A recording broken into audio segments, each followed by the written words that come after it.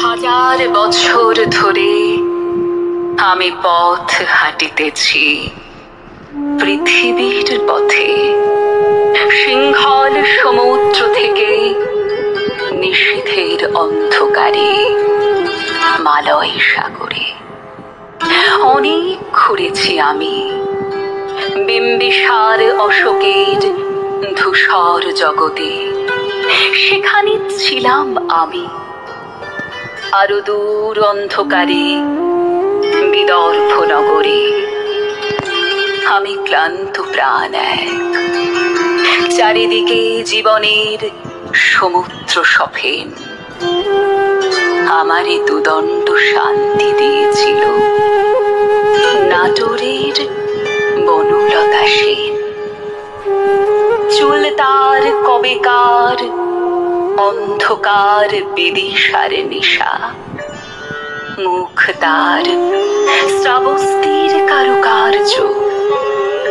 অতি দূর সমুদ্রের পর হাল ভেঙে যে নাবিক হারাইছে দিশা, সবুজ ঘাসের দেশ যখন সে চোখে দেখে দারুচিনি দ্বীপের ভিতর, তেমনি দেখেছি তারে অন্ধকারে।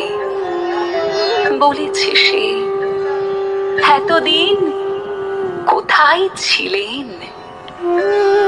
পাখির নীড়ের মতো চোখ তুলে নাটোরের বনলতা সেন। সমস্ত দিনের শেষে শিশিরের শব্দের মতন সন্ধ্যা আসে, ডানার রৌদ্রের গন্ধ মুছে ফেলে চিল।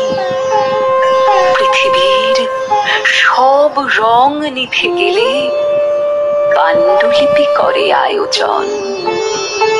তখন গল্পের তরে জোনাকির রঙে ঝিলমিল, সব পাখি ঘরে আসে, সব নদী ফুরায় এই জীবনের সব লেনদেন।